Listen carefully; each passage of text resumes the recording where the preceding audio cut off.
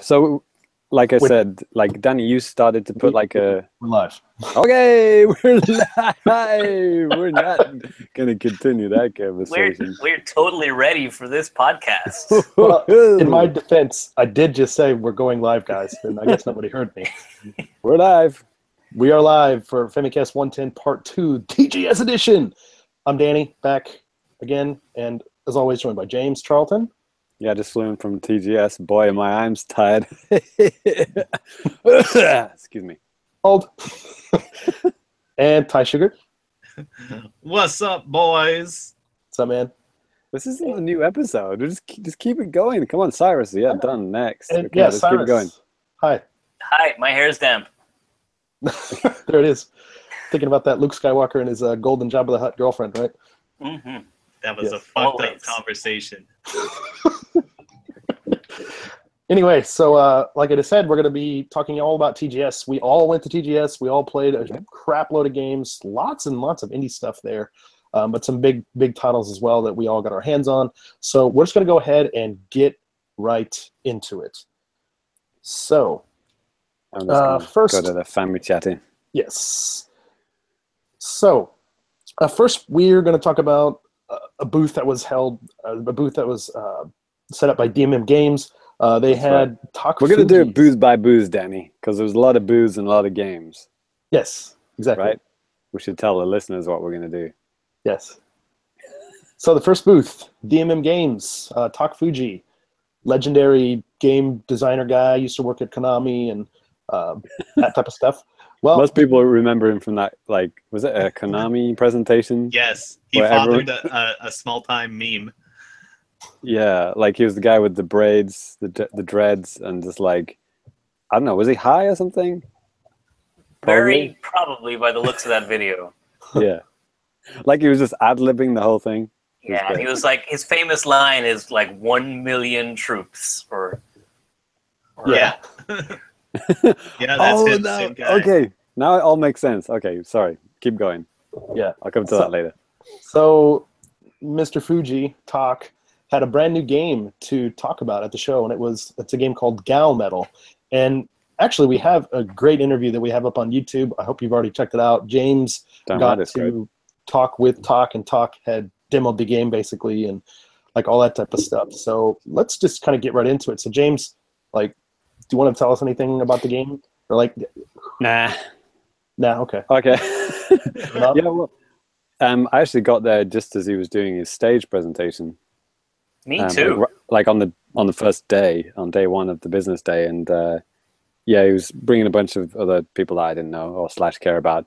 But then after that presentation was finished, he was actually like demoing the game around the side of the booth, and so like maybe a bunch of people didn't actually recognize that was him because his hair is much shorter now. It's like short and black. You know, it's just gone back to regular Japanese dude looking hair. Yeah, I like how on your YouTube video you're like, I'm here with Tak Fuji, and you flash up like a small picture of what he used to look like with the crazy hair. Right. Yeah, I was just worried people wouldn't know who the frick he was. It's like, why is James talking to some random dude? But yeah, like I really wanted to like play the game with him because like I thought maybe he could tell us more about the game, and he did, and it was cool. And he actually demoed the game for us, like did the whole full demo because instead of me looking like an ass on the video, I thought maybe he could do. But it's his game. He knows what to do. So yeah, I didn't actually play it. He played it for me, and he told us all about the game. So you should definitely check out the video. It's super interesting. Danny played it. Yes. But like I said in the interview, I thought it was like, well, first I thought, okay, maybe Rock Band, Guitar Hero, that kind of thing.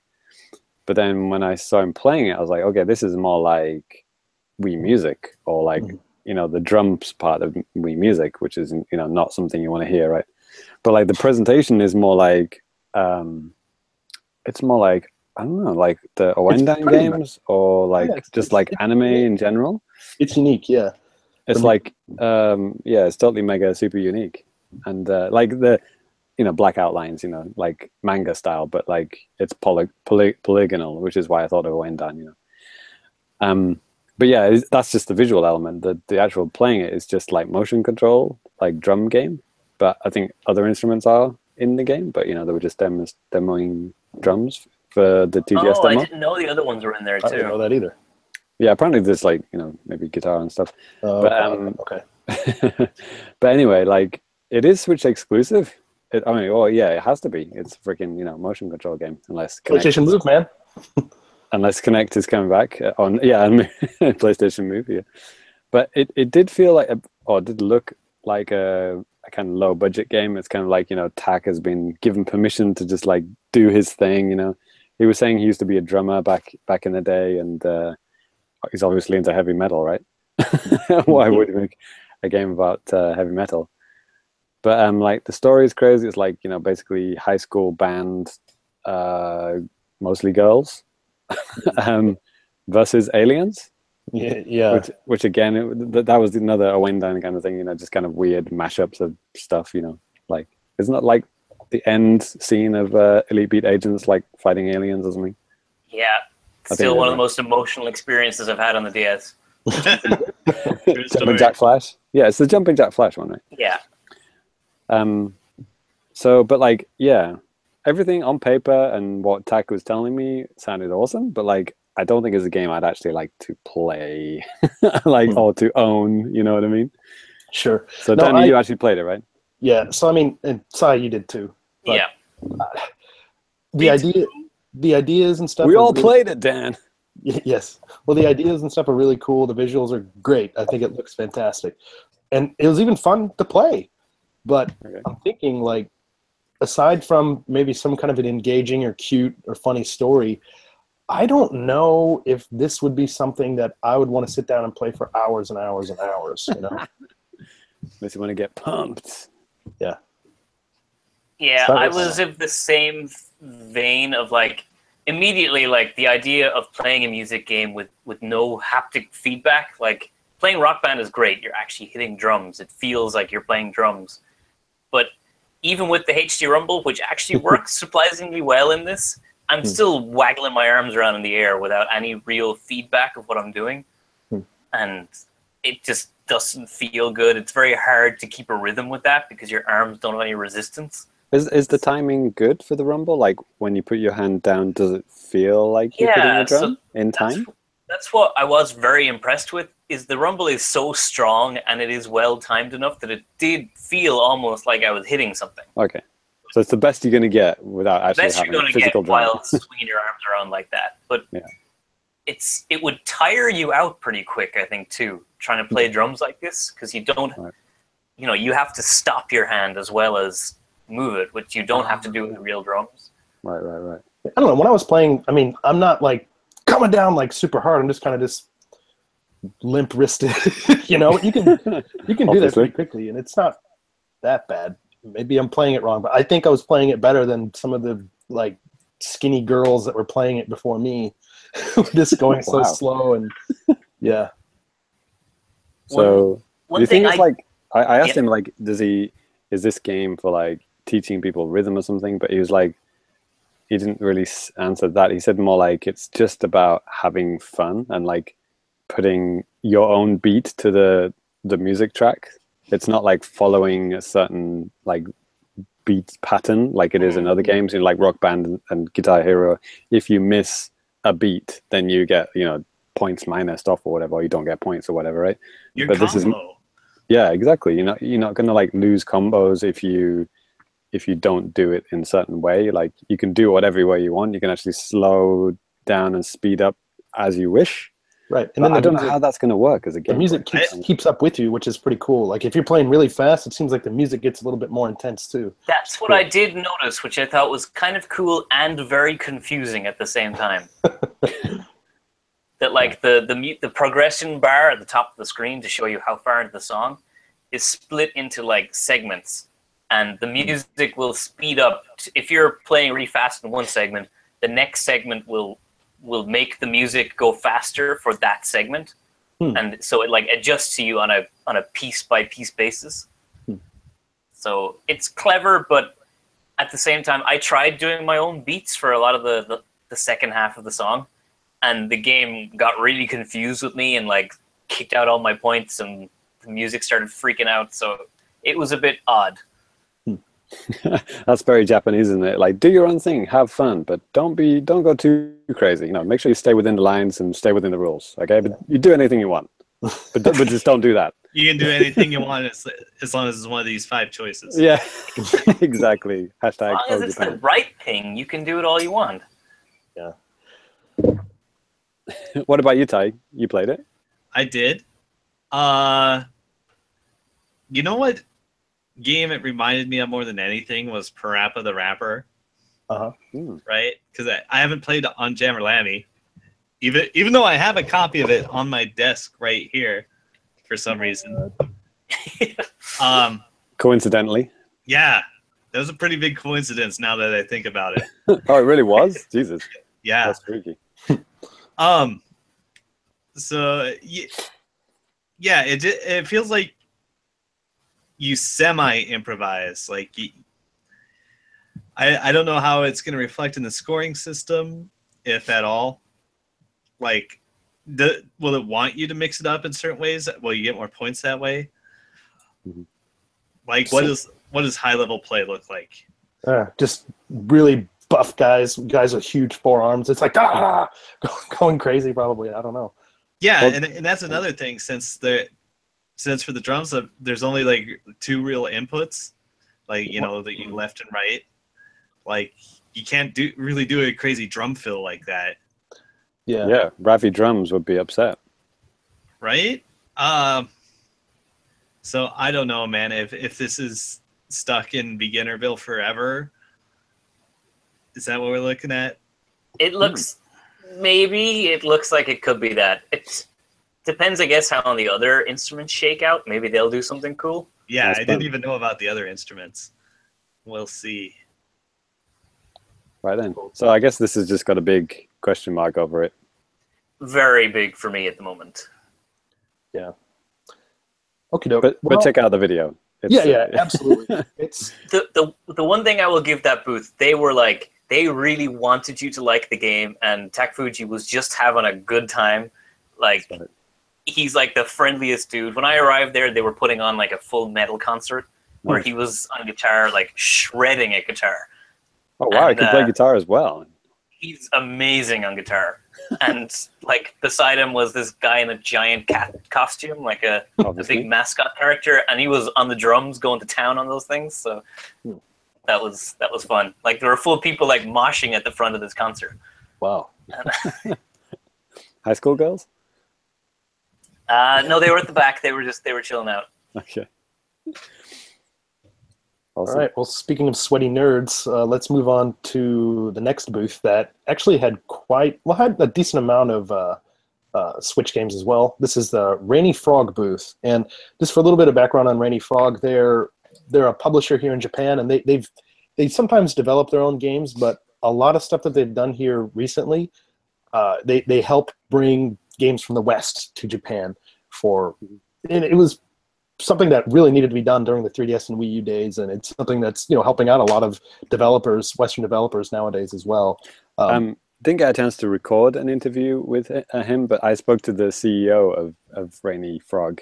Oh, and, really? He's a British guy actually. He's been in Japan for like I think almost 20 years. Huh. And he founded the company, and with that very thought in mind, he just wanted more Western games to come to Japan. He saw like like a niche in the market. And I was asking him about like, have things improved, because something that we've talked about in the Famicast a lot is like how white guy makes a game in America, he can't bring it to Japan because you need an office and you need to be Japanese, which two things that white guys can't usually get in Japan. Be Japanese, right? That was in the Wii U days. So apparently in the Switch days, it's a little bit well, not a lot. It's very, very easy to self-publish. So like, it's actually maybe not good for people like Rainy Frog, because now people don't need those kind of companies to help them get to Japan. But but they do if they want the game to be more than like just a minor hit, because Rainy Frog also handle like PR and like hyping up the game, right, making people in Japan know about it, and also like maybe getting good localization teams to like localize it really well. So like there is still a need for those kind of people. So yeah, it was super interesting. Like they had games from all over, like Spain, Italy, like Forma 8 was at the booth, which Danny reviewed. That's a guy from Italy. We've got an interview with him. The dev of him on the site as well. Yeah. But yeah, it was super interesting, and he seems to be like happy that Nintendo have kind of like loosened the strings a bit. They're not as crazy as they were back in the Wii U and definitely the Wii days. Yeah. He was an interesting guy to talk to. I chatted with him too a little bit, and I guess he hasn't been a game dev like all the time. I said like, oh, how many times have you been to Japan? Is this your first time? And he's like, no, man, I've been here like 10 times. He used to be in game journalism, and I think probably Italy. So yeah. Oh, are you talking about the Form 8 dev? Yeah. Well, yeah. So that was fun. Had a good time chatting with him. Right. Yeah, he's a cool, nice guy. But let's go ahead and talk about maybe some of the games that we played at the booth. Like some games that were there are already out, but some games are not. And let's maybe talk about this first one. I got to play a little bit of this as well. It's called Combat Search and Rescue. Kind of a generic name. Very generic game. Yes. Sorry, generic name, but yeah, visually interesting. Yeah, so like visually, it kind of looks like Minecrafty in a way, kind of like really boxy, really pixelated type of. It's 3D, 3D stuff, but like. I believe they're called voxels. Excuse me. 3D pixels, 3D dot pixels. Yeah, there it is. But like that, and you're basically you control this helicopter, and you're going around trying to save soldiers, and like you get to shoot shit automatically, and stuff like that. James, you played this too, right? Yeah, it's like a cute version of Desert Strike. Yeah. But it's played on a 2D plane. So like, they only had a few like basic missions. It's like Danny said, like picking up, rescuing dudes, picking them up, and shooting at stuff. But I couldn't quite get my hands around the controls, because that wasn't just me. There are a few helicopters you could choose from. Like there's one that can only pick up people, and then there's another one that can only shoot. So you need to choose the right one for the right mission. But like when you're moving, like the helicopter will like turn towards the camera kind of thing. So I guess it's like wind or something. It's like pushing it around and stuff. Yeah. So because it feels like a game which is just like very simple. Oh, just hit left and you'll go left, and you do. But then, like I said, it'll start to turn around and stuff. And like, okay, why is it doing that? It feels like more like full rotation controls now. It kind of felt a bit out of place. I wasn't quite sure why it was doing that. I didn't know either. I didn't play for very long. Yeah, to be clear, you have to use like the D-pad or something to like tilt it back or something. You use like the shoulder buttons to like actually take off. Right. And yeah, it's kind of a mess. Yeah. A few tweaks to the controls, and I think it'd be a cute game. I mean, it kind of looks like almost it could have been a smartphone game. It probably might have been actually. There were quite a few games at TGS that were mobile games that then turned into Switch games. Sure. Which sounds disgusting on paper and something that I would usually vomit at, but like if you think about it, there probably are some mobile games that you've seen and you think, oh, that looks all right, but touch controls, fuck that, not going to play that. Yeah. But if you put it on Switch, you've instantly got good controls, and it's on Switch. It's not going to be on your phone. It's taking up your battery. It's like it's on a proper games console. You can put it on your TV if you want. So yeah, if anything I got from this TGS was like, yeah, maybe mobile games onto console is not such a bad thing in some cases. Sure. Which is something I never thought I'd say. It's the world we live in 2017. Let's move on to the next game. Dot Horror Story from Rainy Frog is it not? It's not from Rainy Frog. It's just at their booth. Yeah. So James, I didn't touch localizing it. They're localizing it. Yeah. Well, yeah. To be clear, these are Western games that have been in Japanese. So we're playing the Japanese versions, which are like brand new to Japan, but they might exist elsewhere. So forgive us if you're like, oh, I played that 4 years ago, on Steam. Yeah. But it's new to Japan and it's new to Switch. That's why we're talking about it. Mm-hmm. Dot Horror Story, another game with dots in, but this is more like a traditional 2D adventure game, like in in the kind of the point and click genre, Monkey Island kind of thing. But they're very like super cute, super deformed characters. Very almost like fairs or something like that. Square-headed people. But it was like kind of a spooky house, and you kind of talking to people, knocking on doors and stuff, and finding clues. And the occasional kind of like freaky thing happens. Blood will drip down the screen, but it's all like pixels and stuff. So it's it's cute. I mean, it was completely in Japanese, so it's like I don't usually play text-heavy adventure games in Japanese, so it's like didn't really understand everything that was going on. But it was cute and nice atmosphere. I'd play it in English. Definitely interesting. And apparently the devs were really excited about it coming to Japan because those kind of games tend to be more popular in Japan. Like text-heavy adventure games, and it's been like getting a proper localization, like like full-on like natural sounding Japanese with humor and lines that make sense to Japanese people. It's not just like a Google Translate shit job. They're doing a good job with it. Yeah. Cool. After that, I've heard of this next one. Again, I didn't get to play it. Puzzle Box Maker. What is that? So this might be a mobile game. Now think about it. When you look at it, if you remember that like music game called Lumines, it's kind of like a widescreen, like the blocks and the line kind of goes past and stuff. It looked like that when I first saw it. I was like, oh shit, is this Lumines on Switch? But it's not a music game at all. It's like basically just filling in this picture, like kind of like Picross style. Like, wait, but are you sure 2D. You're not talking about Pixel Line DX? Because that was there, and that's No, Pixel Line DX. I think that's something else. Okay, go ahead. Sorry. And you basically just like filling in the boxes to make a picture. Yes, I think that's Pixel Lines DX. Oh, was it? Yeah. We got it mixed up. It's the same thing. Because I think they were like right next to each other or something. So yeah, exactly. We actually got a review for this up on the site, believe it or not. Pixel. Oh no. In that case, DX. It's no. It's not that one. Okay. The one that we've reviewed on the site is not the one that I played. Okay. Believe me, please.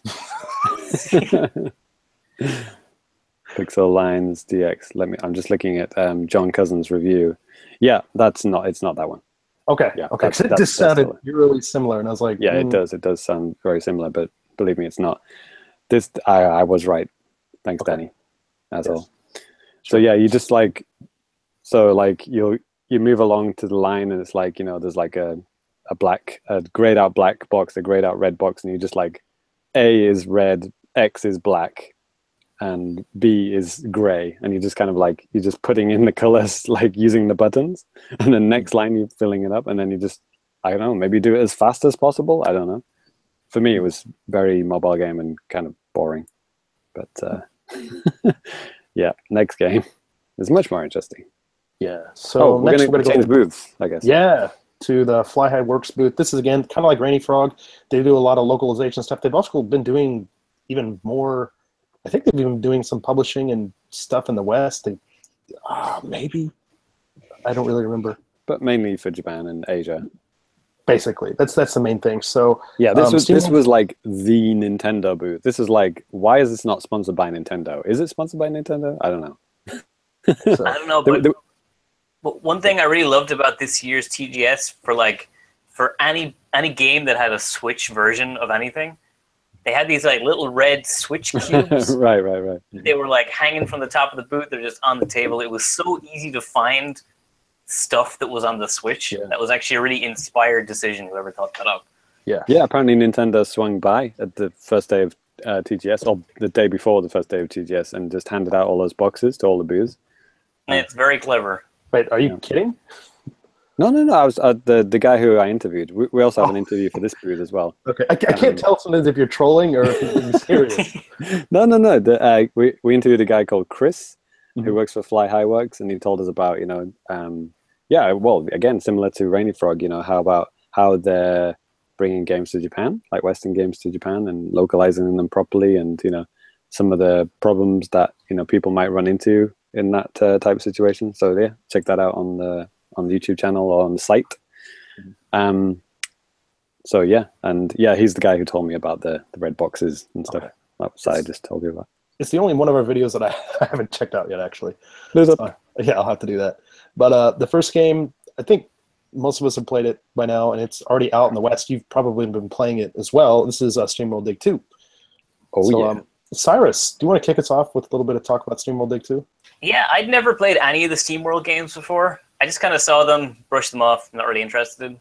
This one really, I know James is always going on about them, but it's like, this one really impressed me. Like, production values are really high. It's, I'm always a sucker for a game that really very cleverly introduces you to all the mechanics of the game. So like SteamWorld Dig, you can only dig directly above you, directly to one tile in any direction around you, and you can't jump.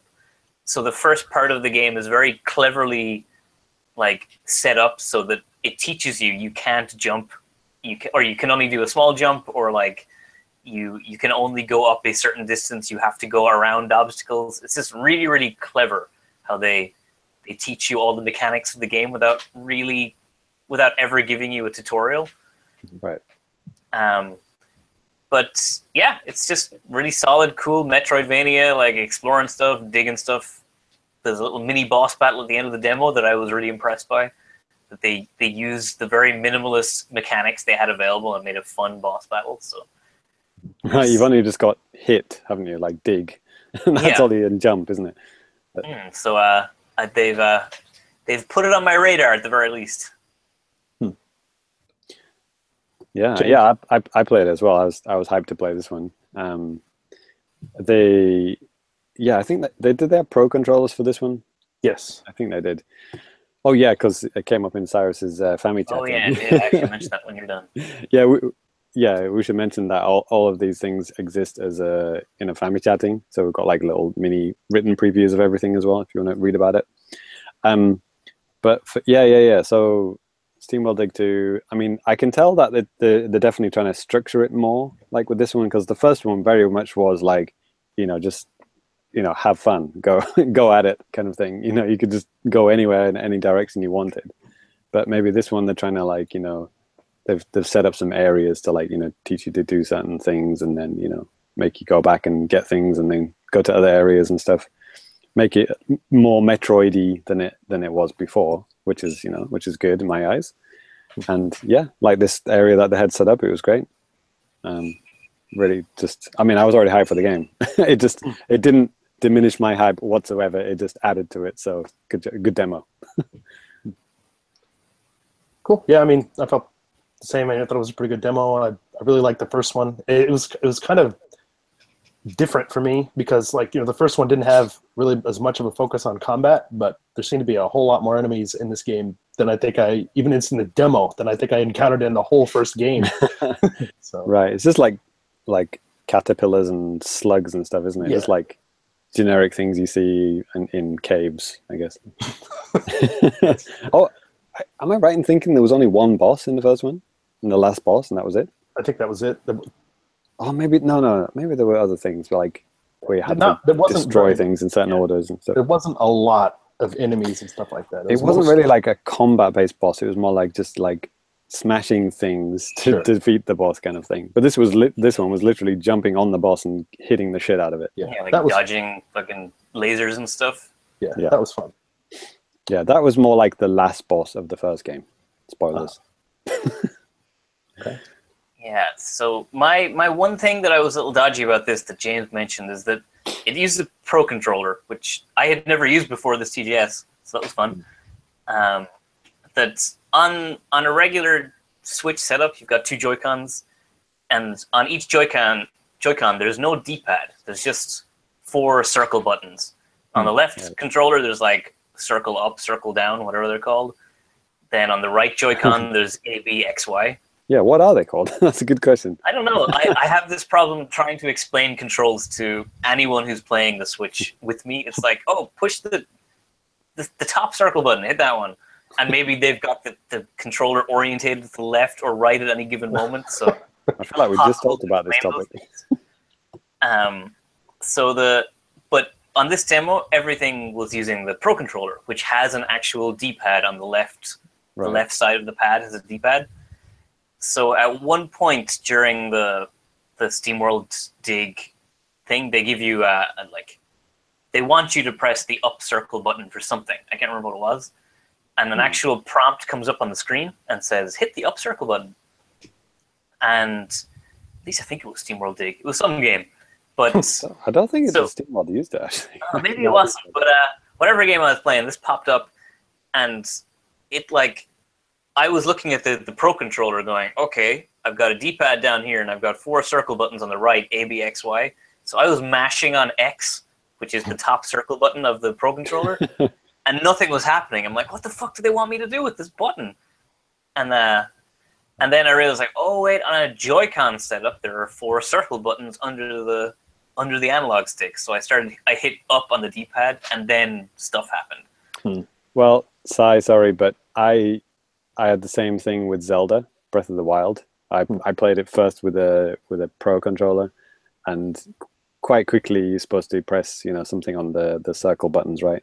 But I was using a Pro Controller, but I worked it out within 5 seconds. I was like, oh, you press up, but that means up on the D-pad, I guess. Yeah, boom, I worked it out pretty quick, but it's still a really annoying. Oh, did you now? Oh, yeah, of course. I'm pretty good at games. I played a game. But that's a really annoying localization thing that I hadn't come across before. So yeah, I guess how would you do that? I mean, the Switch doesn't know. I mean, it knows what fucking color the Joy-Cons are, for Christ's sake. It knows everything that's synced with it. It knows exactly what it is. So yeah. The devs should be able to access the code that tells you which controller you're using, and then change the online prompt. Online prompts, the on-screen prompts. Should be able to do that, right? Should be able to. I was they still have access to it. It reminds me of PC games back in the day. It was always you're playing with a PC controller, and it's press the F key, and you're like, what the fuck's I'm using the controller, dude. There's no F button on the controller. Yeah, because you have to know what you assigned to what, right? Right. Kind of reminds me of those. Good times. Cool. Well, moving on. Some other games at the Flyhead Works booth as well. Maybe some of these ones that come through next, we can go a little bit quicker. Yeah, some smaller games. Yeah, we should say that this booth was like I said, this is the Nintendo booth, and they had every single controller setup you could ever imagine, and they had freaking Splatoon special edition controllers for some reason. Yeah, a lot of them. They had regular ones. They had split Joy-Cons not attached. They had what do you call it? Not docked. In the grip. They had just the Switch standalone with them attached, and they had just the screen of the Switch as well for some touch games. It was incredible. It was like a massive advertisement for the Switch, and completely not sponsored by Nintendo. It's I kind of felt bad for them. Dude, you should be getting money from Nintendo. This is Nintendo never comes to DGS, but they kind of are at TGS thanks to you guys. It's amazing. Yeah, so this next game, Implosion, Never Lose Hope. James, tell us about it. Never stop, never stopping. That's what it should be called. This definitely was a mobile game that's been changed to Switch, and this is what I was thinking about when I was thinking about good conversions, because I believe this is already out actually in other regions, but this is the first time I played it. It's basically just you're controlling a robot, kind of human-sized robot, and you've got slashes, and you can shoot stuff as well. You're shooting monsters. Maybe the Western version maybe it didn't make it into the interview with the localizers, but I think he mentioned this, some games humans were changed to zombies, or if it's zombies, the red blood had to be changed to green blood. And I think this was one of the games where they had to localize the enemies for Japan, which is probably why it was so late in Japan. Now think about it. It kind of all makes sense now. But yeah, it's just an isometric, very simple, 3D, slash them up, shoot them up, just collect tokens, hit buttons, kill enemies, move on to the next room kind of thing. But it's just very fast paced and very sharp, very clean, you know, you could just imagine it on like an iPad Pro, but instead of on an iPad with fucking touch controls, it's like with actual fucking controls. So I was like, okay, this is cool. I would not want to play this on an iPad, but with a fucking Pro controller, you know, let's do this thing. Yeah, and it like I played it too, and it's really short, snappy fun. Like it's just good. It's nothing special, but it's good for what it does. Yeah.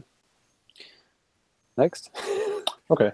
The next game, also at the Flyheadworks booth as well. This is a Splasher, and this this is fucking weird. This is weird, wasn't it?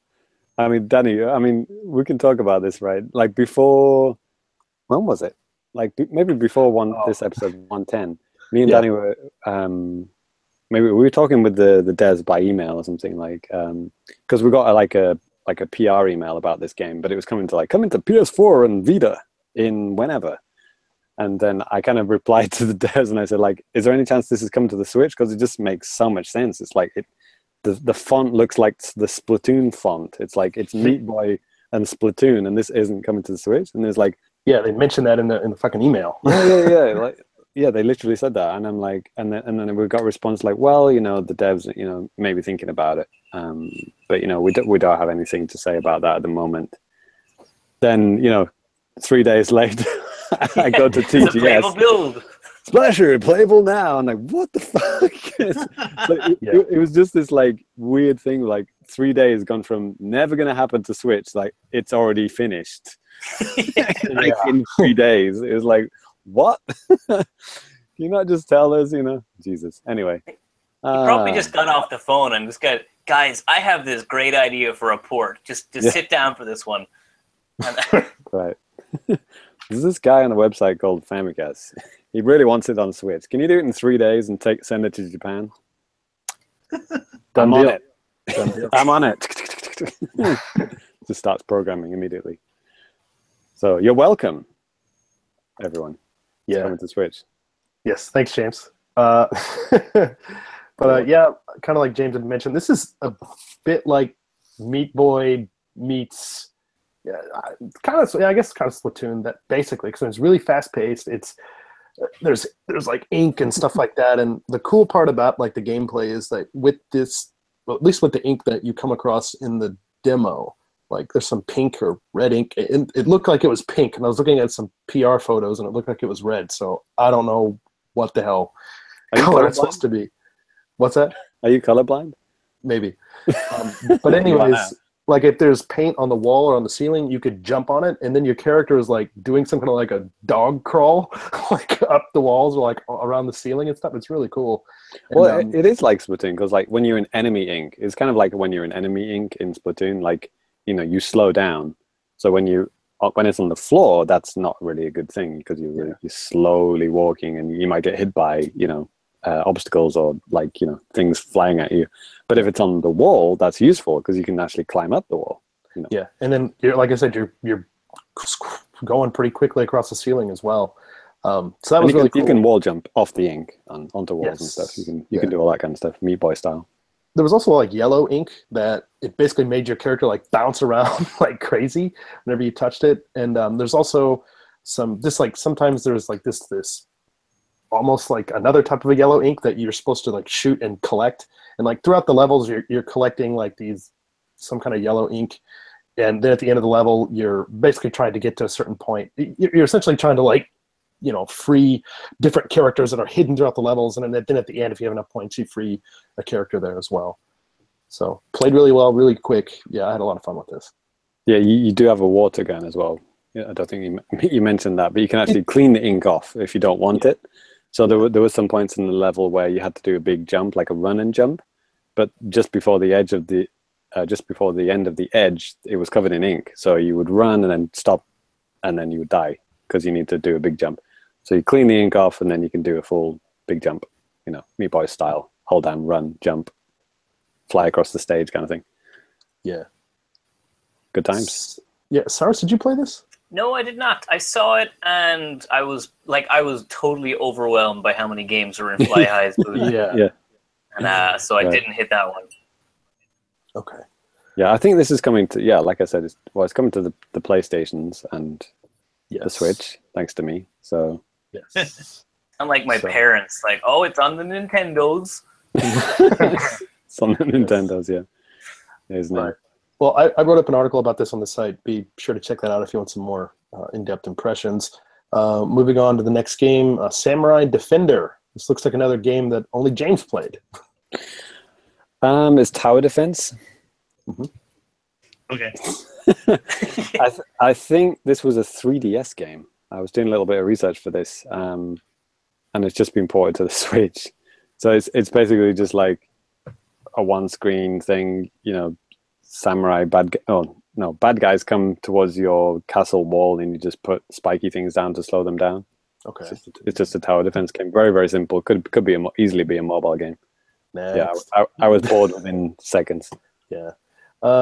Next, Golf Story. This is coming out, I think, this month. I played a little bit of it. Kind of a weird game to play at TGS. Yeah, a nice slow-paced golf game in Yeah. the busiest, loudest place on earth. But what it was this. You're in like this open kind of like park type of a thing, and there's a bunch of like different people standing around with challenges, and it's usually like golf related. You have to do something. Except the one. So is it a golf course? I think that's what they call parks that you play golf in. But there was one. I came across a guy, and he's like, "Hey, I bet you can't run around this little plaza in like 15 seconds." So I was like, "Okay." Oh, you don't think I can? You don't think I Fucking can? asshole. Yeah, you just watch Hold me. my beer. Hold my beer. Yeah. I'll show you I can. So yeah, that's something if I'm gonna try out, I'd rather play it at home. So moving on.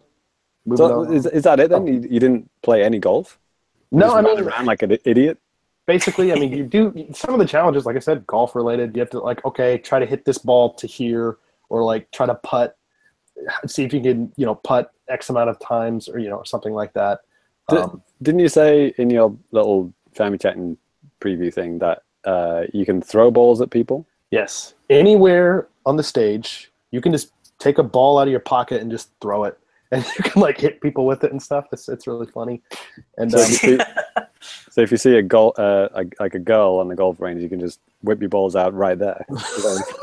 exactly. All right. Okay. Yeah, but you can also, I think that's if you press X, and if you press like A or something anywhere, he'll just throw a ball down on the ground, and he'll just be ready to hit it somewhere. Just looks them dead in the eyes, holds the ball out, and just drops it, and just goes, "Motherfucker, let's do it." Yeah, it is basically. Cool. That's how most golf tournaments are run too, isn't it? I think so. That's how they start the PGA series. Pretty spot on then. Cyrus, you want to talk about that next game? Yeah, so I tried out World to the West. So this is from, I can't remember who made this, Rain Games. And they also made Teslagram or something. Teslagram. Yeah. Yeah, that one. So it's like, you. they're bringing both of these games to the Switch. I think World of the West came out in April. Teslagram's an older one.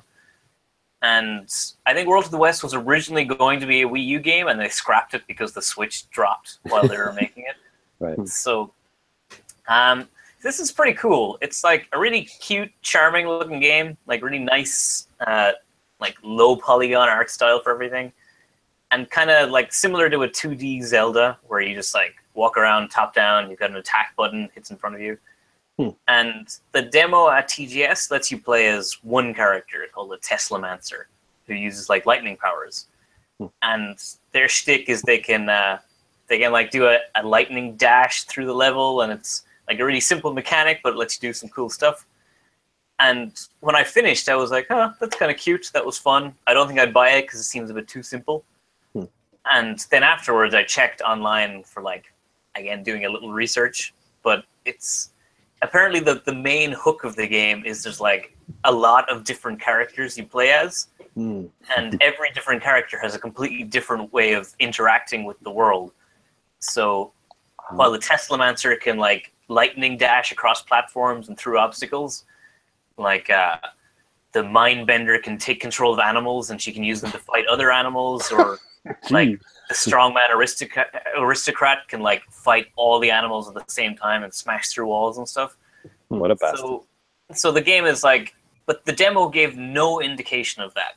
So I came away from this playing like, oh, that was a fun enough game, but I would not play a full game like this.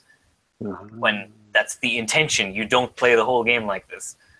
So I see. Oh, that's was, cute. Yeah, I see what you mean. I'm just looking at some pictures now. Yeah, the kind of chunky polygon, like for isometric point of view, I guess. Yeah, so if they had told me that I would play multiple characters, I would have come away from this thinking, wow, if that's how much fun I had with one of these characters, the rest of the game must be great.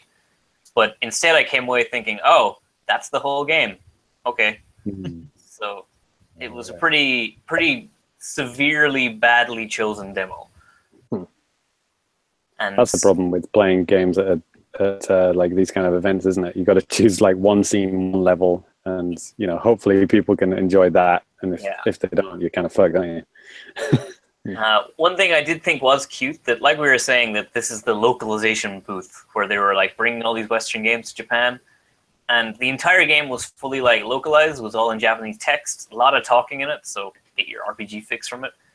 But I wandered a little off the path while I was playing, and I found some like text that's like you walk up and tap A and talk to it, and it was like fully in English because it was like they didn't have time to localize it for the demo, I guess. Right.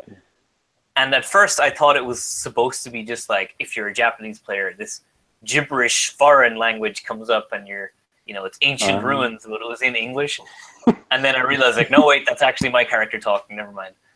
And, could you understand the English? It was a bit of a struggle, but I got there. Okay. So did anyone play that demo that was also at this booth? No, I like at the Fly High booth. It was cool because you could just walk up and there was a million games and like you could play anything you wanted without lining up. And then demo had like this massive line of like 20, 30 people in it. So it's a music game, right? I got this fan at the Fly High Works booth. This one, if you can see this. This is demo on one side and then SteamWorld Dig 2. It's like a pretty standard music game where notes come down from the top of the screen and it's got a bar at the bottom that you tap. So I think that was one of the setups where it was just the screen. Yeah, at the back of that booth there was like 4 like high profile games. Boys was there and Demo and a few other ones that I wanted to play. And I accidentally I made a move to go onto one of them just to take it when it opened up, and then I realized it was a gigantic line. I was like, okay, I didn't want to play it. It's fine. Also, I've just noticed on this fan it says SteamWorld Heist is also coming out to Switch in Japan. Yeah, which is the first for that game because if you remember me, I actually reviewed SteamWorld Heist on Wii U on the site. I was like our first ever review when we first started, and there was no information in Japanese about the game other than Japanese players begging for it to be brought to Japan. So now finally it is. And it looks like it's also just called SteamWorld Heist, no name change. Man, it turns out those garbage fans they give out to everyone serve a use aside from filling my trash can with loads of plastic. Right. Awesome. Cool. Well, next up. The 2 games that I was interesting, but I didn't play it. To see them there was the what's it called, the Human Resource Machine and that's World of Goo, and they were using like the pointer system, with just one Joy-Con each, and it was just weird seeing like one Joy-Con not attached to anything. Yeah, like no security. I mean, didn't you think that was weird that these fucking like Splatoon 2 Pro Special Edition controllers they were just attached by USB? You could just. Can you imagine that in like the UK or the US? They would like fucking 6 seconds. The first guy to come up to the booth. Thanks very much. Before it opened, like one of the staff would have taken them. The security guard would have taken it. Yeah. But yeah, I mean, I'm assuming, Cyrus, they were still attached when you went there on the 3rd day. Yeah. So no one stole them. I mean, I stole 2, but what do I know? Yeah, and it's not like they had anyone watching them. Like no. Even when I went up, I went 2 days, on a business day and then a public day. Even on the business day when I went up to the booth, like it was just a bunch of probably just like, part-time staff that have no connection to the company at all. And I just go up to the booth and I'm thinking, is this okay? I can just come up and play, right? Yeah. So it was weird. Yeah, there's just some dude, he was probably fucking around on his phone. I was like, hey, is it okay if I play one of these games? Like, hey, whatever, sure. Okay. Huh? What? Yeah, I'm busy here. Are you paid to show these games off? Yeah, hey, I guess. My son. Yeah. Yeah, it was it was an awesome booth, and it was just kind of like amazing setup, and it was just kind of weird in so many ways. It was weird. Yeah, there were a lot of other games that we didn't get a chance to play, or maybe some other ones that you can read about on the website. Yeah, I mean, if you watch the interview with that I spoke to the guy called Chris at that booth, it's kind of like a picture-in-picture, and you can actually see the booth. I did like a little tour of the booth, so you can see all the games that were there, and you can see like all the controller setups that we've just been talking about. It's all in the video. Check it out. Yeah. Next, next booth question is actually I didn't actually see this one. A place called Coastlink and Bone Loaf. Excuse me. get it right, Jesus. So James, tell us all about this booth and what you played there. This Coatsink, they're based in the UK, and it was funny because they were like, I'm from like the northeast of England, and it's very weird. Like you go to TGS, and mostly the people there are Japanese. Obviously, the booth people are Japanese. It's very rare that you see a Westerner at the booth, right? If they are, they're usually at the like the PR desk, just to kind of give you some business information, and that's it. They're just like, they work with PR, and they'd already talk to you other than that. So I went here, and there's like these two guys, British, and they're from the northeast of England, which is where I'm from. So we're just like immediately shooting the shit, and they've both got these massive bushy beards, and the CEO of the company is called like Mr. like Beard Small. It was just so weird. The CEO is called Mr. Beard Small, and apparently he doesn't have a beard, but everyone who works for his company has massive beards. Anyway, that's just completely non sequitur. I'm sorry. That's a great gimmick. Where do I invest? Exactly. Oh man, it's like, who the people who made Explosion Man? Who are they called? They've all got beards, haven't they? Oh yeah. And they all start the game with like, made by the power of beards or something like that. Anyway, so yeah, Coatsink and Bone Loaf, they did a kind of like a collaboration booth. So they had like a couple of Switch games there. They had Cluster Puck 99, which is already out on other systems, but it's been ported to Switch and loads of extra things added on. So basically, Cluster Puck, I mean, other than being a great name, is kind of like air hockey, the game that you play in arcades, But it's like you control the puck, and you can like it's like football mixed with air hockey. You can attach the ball to your puck if you get near to it, and then you can move around. But you can easily get tackled. If people bump into you, they'll steal the ball from you, and you can charge up your shot and like blast it, like kind of like playing snooker or billiards or pool or whatever you want to call it. Like bounce the ball off and get it into the goal. But all the stages are like, they're not just a simple, goal on to the right, goal to the left. They've got like curves and stuff. They've got like boost pads, so you can like grab the ball, boost around the edge, and then like bounce the ball off the wall and get it in. There's like loads of different ways to score, and it's 8 players, and they actually had like 6 Joy-Cons at the booth, and I played with a bunch of the aforementioned bearded guys. we all played together, like a 2-on-2 match. And they were telling me how for Switch they're actually gonna have like when you undock it, when you're playing it portably or just like putting it on the tabletop mode. Mm-hmm. They've designed a bunch of like different stadiums just for that mode. So like that's cool. When you undock it, it not unlocks, but it reveals some like more simpler stages, or easier to play on a smaller screen. So like when you're playing it out and about,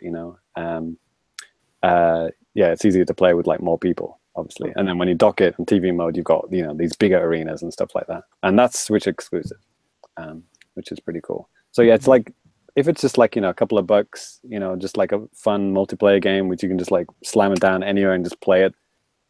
I could see that being a real blast. It's a real good game. The other game they had was called Shu, like SHU, and this is it's not an endless runner. It's like a runner game. So you're constantly running, but it's not like randomly generated or anything. It's like it's designed levels, and it looks a lot like Rayman Legends or Rayman Origins, that kind of art. you know, like 2D, but like very crisp, very nice, very colorful. And there is actually a mobile version of that Rayman game, and I haven't played it, but it looks very much like that. So kind of think of like along those lines. You basically just like wall jumping, you know, punching enemies, jumping over spikes, you know, gliding and stuff. And you're kind of controlling like 3 characters or 4 characters at once, like all holding hands, and they've all got different abilities. That's awesome. Yeah. So like one of them's got a cape. So like when you press R to glide, like that, the one at the back with the cape will get out the cape, and everyone will still be holding hands, so they'll all glide down together. And like the other one can wall jump off these flowers, so like the one that can wall jump will do the jumping, and then that's pretty cute. I like that. Yeah. That's clever. And the devs at the booth, they were telling me how it originally wasn't like that. You actually had to switch characters on the fly, like cycle through them. And it was just too complicated for people. It just wasn't fun, you know. So they thought, okay, let's just put them all together, and apparently the game just become like a lot more fun that way. So yeah, I mean, I'm not really a fan of like the Rayman games whatsoever. I just like, you know, poor man's Mario. Am I right? You know, that kind of art doesn't really like, you know, ignite the fire inside me. It's like, you know, whatever. But you know, if you like those kind of, you know, Rayman style games, this is it's a good one of those, I guess. So yeah, that was the 2 Switch games they had. They had a game which wasn't on Switch, and which Ty, you've talked about it. It's called Gang Beasts. Gang Beasts. Yeah. That game is legendary. Yeah, that's just been localized into Japanese. So right. They had that on, like, I think it was PlayStation 4. So yeah, I asked them if that was coming to Switch, and they said they were thinking about it. So yeah, I guess that was the Bone Loaf people. the two games I played were the Coat Sink. I was wondering why that name sounded so familiar. Bone Loaf. Yeah, ties into the Bone Loafs. That's right. Yeah. So Bone Loaf on Bone X-Bone may one day come to Switch. Cool. All right, you heard it here first, folks. Yes. All right, well, next up, it's a double whammy from Cyrus, or 2 different booths. Was this in the Indies area, or? No, they weren't. So when I go to TGS, I tend to wander around the edges of all the room, like the main halls. So they kind of sneak a few more tiny little like one table booths in here. That's a good technique. Yeah. So I found these 2 booths that were giving Switch demos. One was booth by Esquandra, who gave me some nice moist towelettes for playing their game, and they had. They do demo as well. I just saw that on the fan as well. So there you go. So these people all over the place. This game was the extravaganza of home appliance wars Fantique. So in this game, you play as this woman, I assume, and she has this like giant table fan that she can ride like a broom, and she can fly around the screen using it, or she can use it as a weapon where she fires a big blast of air out the front. And the theme of the whole game is apparently like appliance wars, like the title is. So everyone uses weaponized home appliances. Cheese toasty maker? Probably later on. So but it's all about, I guess, people trying to sell appliances, and they're all like, you know, literal like shop wars where they're trying to undercut each other's prices or something. It's weird. So every time you defeat an enemy, like you gain yen to your yen counter on the top of the screen, and like you make sales discounts and you get more prices or stuff. It's weird. So at the end of the stage you play, I fought another shopkeeper, and it's like it comes up with like a fight, but it says like the sale starts now or something, and you fight, and round 1 sales. Yes. So it's like the way it plays is like, say in the Mario underwater levels, where like you tap A and you'll kind of drift up to the top of the screen and then slowly start to fall down again. Mm-hmm. Right. So you're not really jumping, you're just kind of giving yourself some upward momentum, and then you slowly drift down. So that's what the whole game is like. Except you hold the button, your fan will blow you up to the top of the screen, and then you'll fall down again. And so you've got these weird floaty controls, and you're trying to dodge bullets and do platforming, and it's a bit weird. It reminded me of Toho games, if you see any of those things.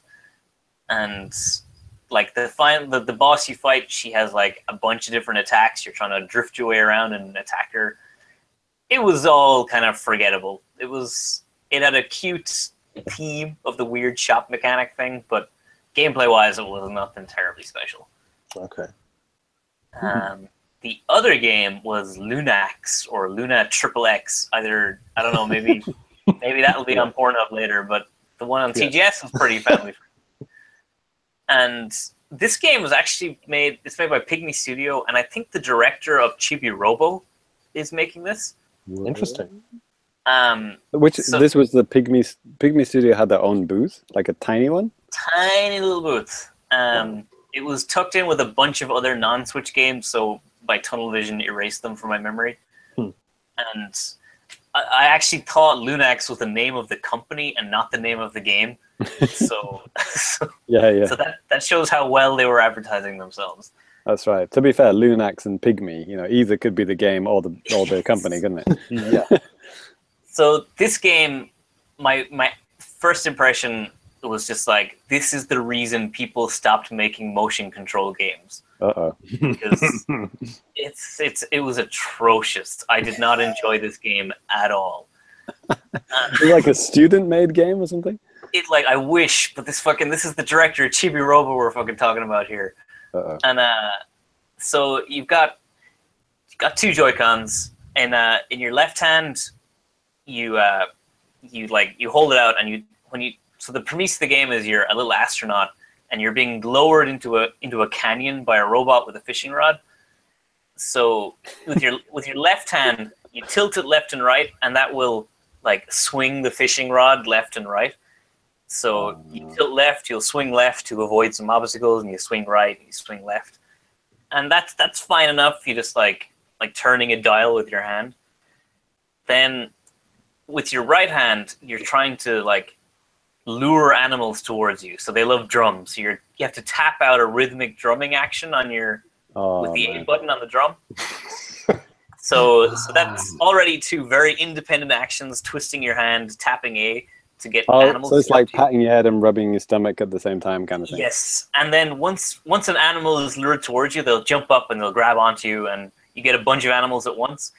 Then you have to reel yourself back in, so you start shaking your right hand, and you also have to maintain the drumming action, or the animals will get upset. So you're tapping A, you're shaking your hand, you're tilting left and right, and if while you're going up, if you hit any pieces of rock that stick out from the edge of the ravine, you'll drop all of your animals. So you have to tilt left and right while shaking your right hand to get to the top of this thing. And I was like, what the fuck is this mess of controls? So I played it again, and it was just as bad the second time. And I just left the booth. It was atrocious. It was no fun at all. That would have made an awkward interview. Yeah, so there was a guy at the demo station, and he showed me how to use it. He put both Joy-Cons in my hand, showed me the controls, and I'm like, okay. And then I left, and I checked up online, and this game is apparently built to be a co-op experience. So one person is supposed to handle one Joy-Con at a time. Okay, well, he just didn't want to do his fucking job, huh? Yes, so that was like, suddenly the game made what an asshole. Sense. And so again, this was a potentially good game ruined by an atrocious demo at the event. Good job, guy. But honestly, if this was a co-op game, there is not enough in this game. This might be a $2 to $5 game at most that I would play a couple of times and then go, that was fun. And wait, then never... is this a Switch exclusive? I fucking hope this is Switch exclusive, because if this was if I had to shell out fucking 2 PlayStation moves to play this game, I'd be... Can you just do it with all the sticks and buttons? You could just tap it out into the rhythm, couldn't you? Yeah, I don't know. It was bad. This was not a good experience. Well done. You survived. Well, but it wasn't as bad as the next game, right? Oh man, I'm still on a roll here. This is like Cyrus section. yeah. So at the very start, me and Danny, we got in like 30 minutes early before everyone else, because of those sick press badges. Mhm. And Danny made the potentially wiser choice of going in to play Resident Evil Revelations, and I went straight to Sega and was like Sonic Forces. So I played Sonic Forces, and I'm pretty excited for this game. You may have heard me talk about Sonic games a lot on this show. And I'm still on my high after playing Sonic Mania, which is amazing.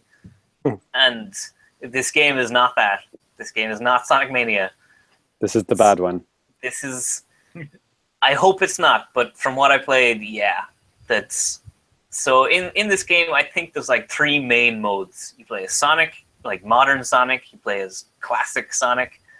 And you play as your custom homemade character DeviantArt edition Sonic. And sounds familiar. so since you only had 5 minutes on this demo, I didn't want to line up again just to play another 5 minutes, so I picked the custom character stage, because that would probably be the most unique mode. And it was bad. It was real bad. Like, why? It's like, I play a lot of Sonic games, so I know how Sonic games play. There's a certain style of motion they all have that, like, you know, there's a fluidity. You go fast, kind of forward. Every stage links quite nicely to the next one. It's very smooth experience usually. But hopefully it's just these avatar levels, but they're very clunky, very slow. You're supposed to, like, I don't know what you're supposed to do, but it's like I didn't even finish it. I died again and again on the same platforming section that I just couldn't do, where, like, you have to jump on a bunch of platforms. If you spend too long on the platform, a thing falls on you and crushes you. If you jump onto that, into the thing, it'll kill you. If you miss the platform, you die. Some platforms look like background noise, but they're actually platforms you can stand on. And it was just not good. Only Sega can do this. There's a game, like, the fans are asking for it. They're like, give us anything, we'll like it. And even they can't even please those people. Yes. That's how bad they are at making games. But, like, how many fucking 3D Sonic reviews have you heard? Like, oh, the 2D Sonic levels were really fun. If only the game had more of those. But the 3Ds are like, just fucking kill me now. Just fucking pull a bullet in 3D Sonic games forever, please. Yeah, and it's like Sonic Generations is so good. So I love the idea of this, where it's like, hey, let's just do Sonic Generations again. That's good. Let's not mess with that. But let's also stick a custom character thing and have that its own separate mode that you can ignore freely if you want. That's cool too. But this character creation mode just seems so garbage that it's, like, actually detrimental to the game. Right. So yeah, I really hope the Sonic modes are good, but this Avatar mode was really not. Cool. Yeah, 3D Sonic games. It's like the age-old question, isn't it? It's like, would you swim in a swimming pool if there was a giant turd, like, floating in the corner on the opposite side? Yes. Like, even if it was, like, far away, would you swim in the pool if the turd the was rest in of the pool is fine, but there's a big turd there. It's your choice. I'd do it. There's the risk that the turd would go inside your mouth when you swim. There's quite a large risk. And you still do that? It'll be fine. I have no concerns. There you go. Well, Sonic Forces is the game for you. Sonic Forces 9.0, Danny Bivens. There it is. Famicast. Yes. My next one I'll go through real quick is after I finished Sega Forces, I went to the next Sega booth, which was Lego Ninjago. Or Lego, it's like the Lego Ninjago movie, the game, I think is the full title. Yeah. I think you're right. I think, is there two the's in that? I can't remember, but it's a long movie tie-in title game. Yeah, my son watches the series on, I think it's on Netflix in Japan. Ninjago. It's kind of garbage. Yeah. To be honest, but he likes it. The new movie looks kind of okay. That's from what I've seen. Not a Lego movie or a Batman Lego movie level of quality, but still pretty funny. No, it's more like, computer game cutscene level quality, isn't it? Yeah. It's like four white ninjas with names like Kyle and Bro Dude or whatever. We're totally ninjas, dude. It's just like that South Park episode. Right. Protect my balls. Yeah. But so I'm asking. That was a request. I'm not quoting South Park. This game, anyway, segue, is Protect my balls. it's a Lego game. That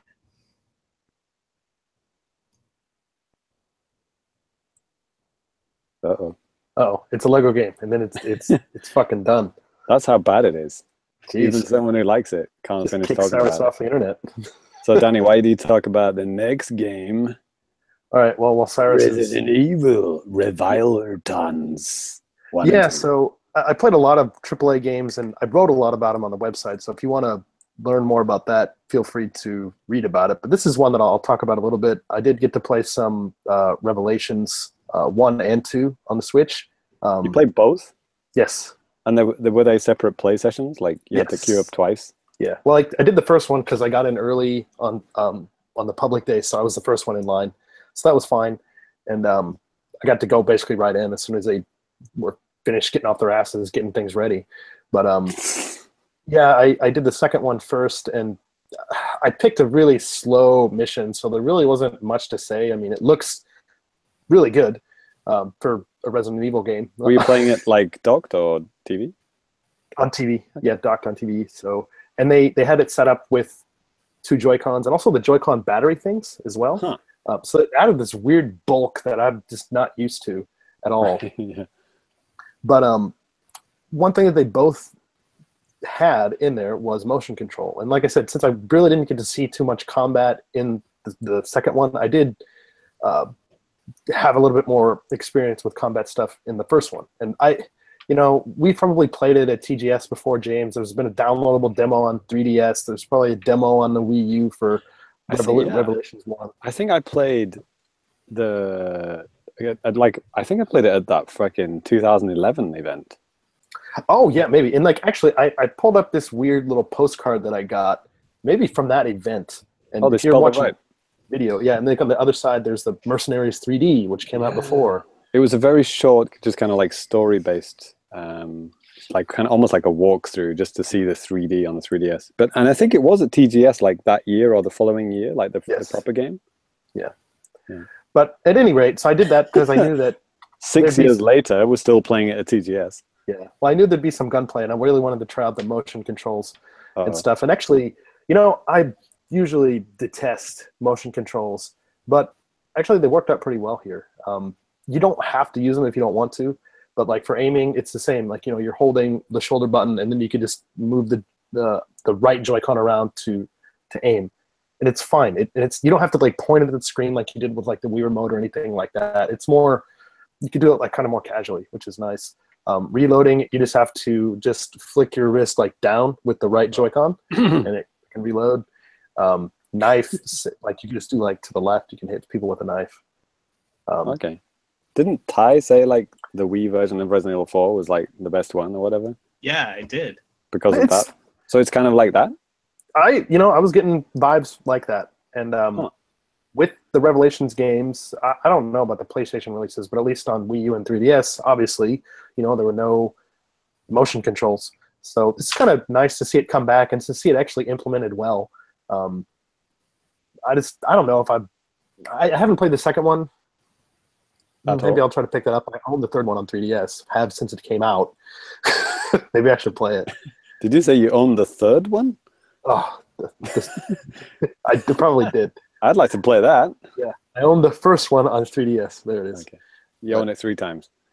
I do own it twice. I got it on Wii U. I got the HD remaster on Wii U and the original on 3DS. So that's the first one. I have never played any of the second one. So, which I believe was episode based, but then this even the first one, they're split up into episodes, but you bought the game all at once. No, but the second one I think actually was sold separately and then combined later. Yeah, I think much to everyone on the internet's chagrin, that it was very clearly made as a single game and just chopped up. So there was no like end of chapter conclusions that felt good. Capcom got a Capcom. Yeah.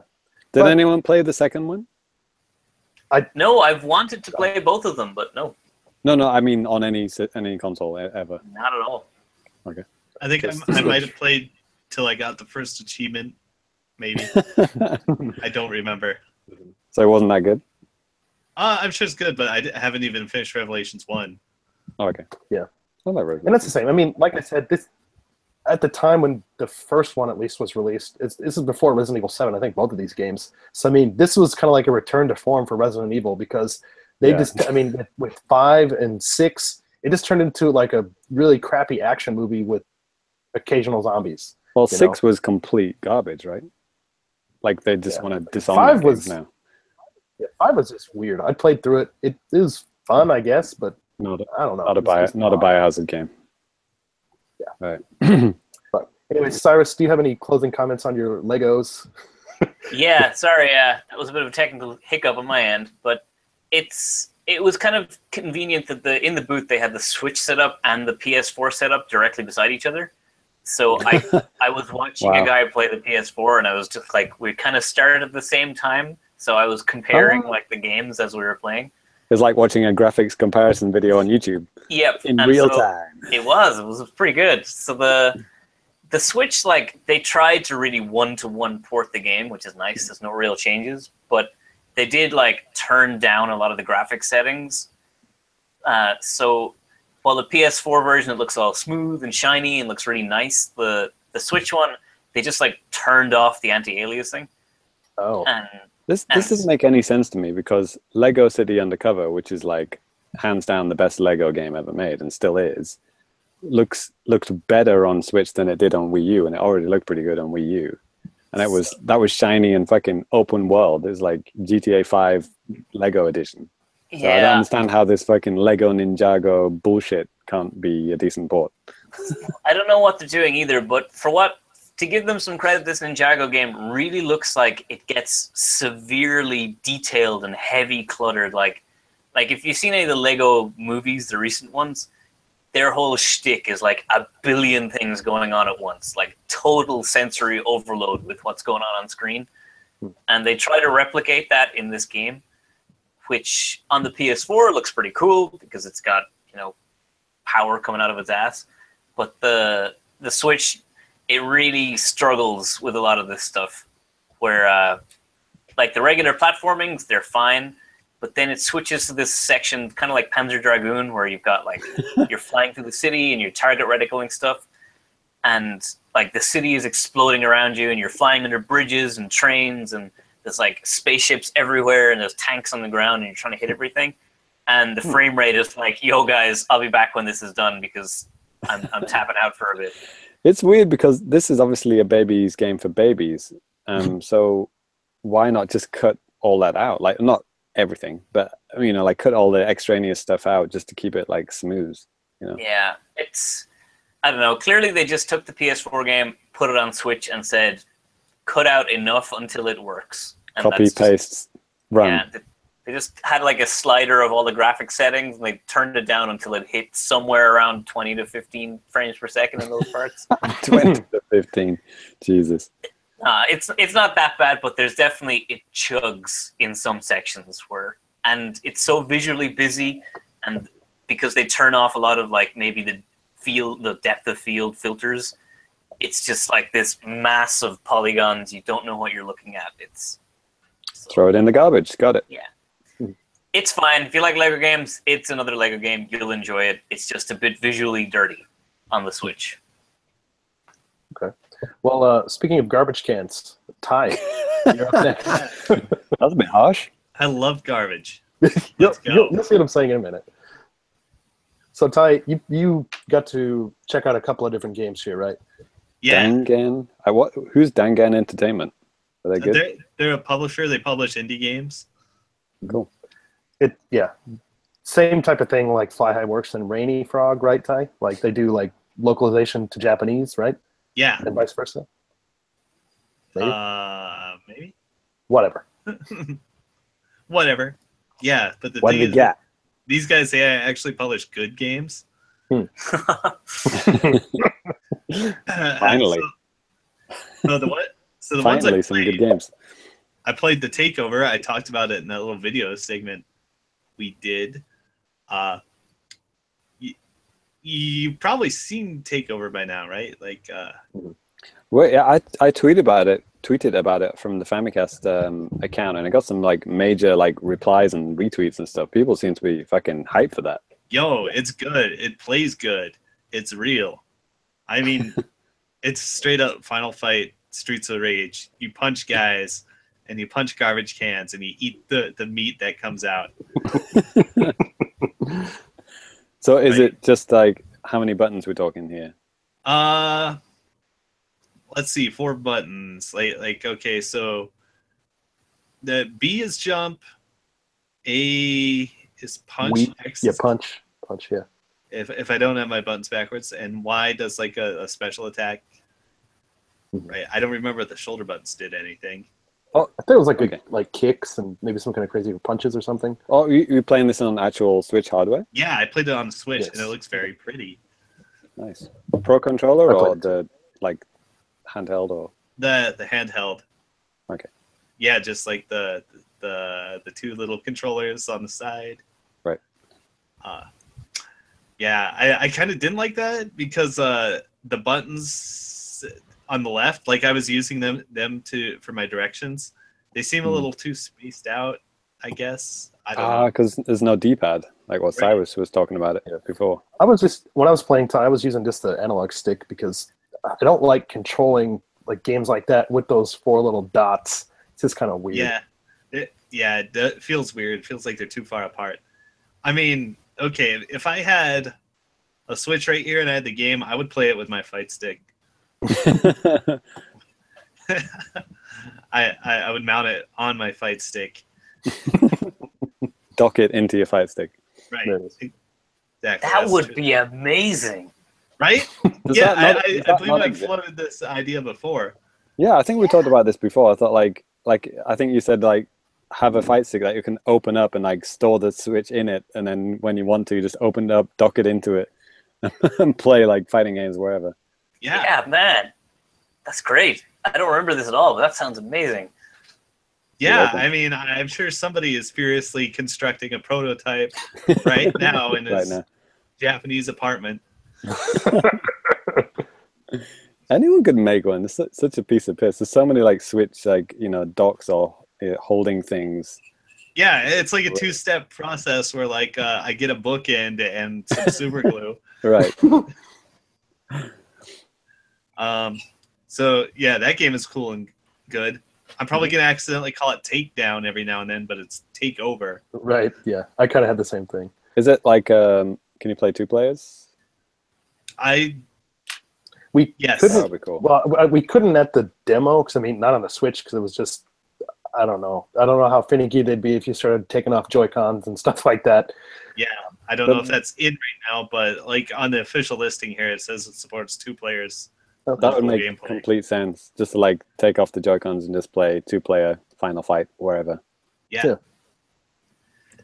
Ty, what's the other game that you got to play, man? Oh man, this is my game of show right here. Okay. It's Fight Night, and that is night spelled Knight. Very clever. Getting around the other Fight Night. Yeah, that's boxing game. It's boxing, but the thing is, you're a knight, and oh man, I love this. I love doing the little write up and the Famichatting for this. So this was started as a Kickstarter, and it took off really well because I don't know, it looks good, man. It has a really very cool, unique visual style. It kind of plays like a first-person tile-based maze. Maybe you played some old Nintendo games or something where you just move throughout a maze. You kind of crawl around in a dungeon, like the old Shining Force kind of games. Yeah, something like that. Ooh. I was thinking like the maze segments of Fester's Quest, but let's not talk about that game. Say, Lone Ranger, hello. Right? Anyone? Okay. I don't know, man. Yeah, Wait, I'm looking at screens now. Yeah, I've certainly played games like that on Commodore, but okay.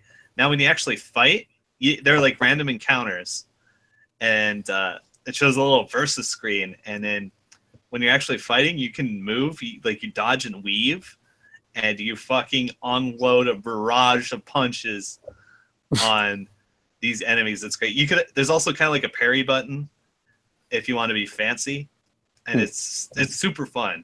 And sometimes you run into big groups of enemies, and they'll all attack you. So you have to be like really careful and move around a lot. But it's funny. You just punch things. You just punch everything nonstop. And then, like when you see a switch, you punch it to initiate dialogue. You just punch the NPC, and they're like, "Stop fucking punching me!" Right? So if you love to punch things in video games as much as I do, then this is the best game. Yeah, I watched a couple of videos of this after Ty was talking about it, and like visually it's stunning. It's such a really cool looking game. I wish I had played this one. Oh man, this is like original Doom almost. Yeah. What is this? Yeah, well, you're moving like one block at a time. It's like the movement and the fighting are like different parts. They play differently. Still got the Ty seal of approval. Yeah. Cool. Fight. Well. If you find the Kickstarter page, there's a downloadable demo. So you could probably play this exact same thing they had at TGS. So you played it on PC, but it's coming to Switch? I don't know what I played it on. Actually, they had like an Xbox 360 controller plugged in.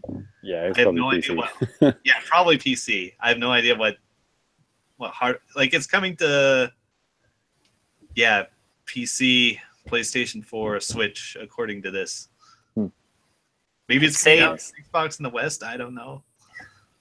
I would imagine Yacht Club Games are like hitting themselves like, man, why didn't we think of Fight Night as one of our enemies? Right? Yeah. Too simple. All right. Well, really quickly, let's just go through and just give maybe our game of the show, like each per person. And, What? James, how about you? One game that you thought was just awesome. Ah, man, that's tricky. Can I go later? Okay. Cyrus, Sonic Forces. Okay, got it. No. I don't know. It's kind of weird. None of the games really stood out for me at this show. Okay. Nothing was really, really good. But I don't know if I had to pick one. Like A World to the West has the biggest hint of maybe being really good, but sure he's still out. Yeah. If you saw my video segment with Danny, I also had some fun times with Galgun. The game itself was not good, but the booth was hella fun. Yeah, yeah. Right. I guess for me, I'd probably have to say Splasher. It was just kind of came out of nowhere. Well, aside from that email, it kind of came out of nowhere, and it was a lot of fun. So, no, it did. Yeah, it really did come out of nowhere. Yeah. Ty, how about you, dude? Can I include non-Nintendo stuff? Yeah. Among Nintendo stuff, it's definitely Fight Night. Yeah, non-Nintendo stuff's fine, man. That's cool. Well, besides Fight, now it's probably just Fight Night in either case. I also really liked this one game I found called Omen of Sorrow. Right. Which is we talked about this. This is a fighting game made in the glorious fighting game capital of the world, Chile. And I picked it's actually really pretty.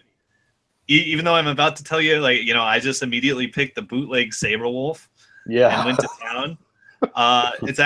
It's actually really pretty. It's unique. It's fun. It has some.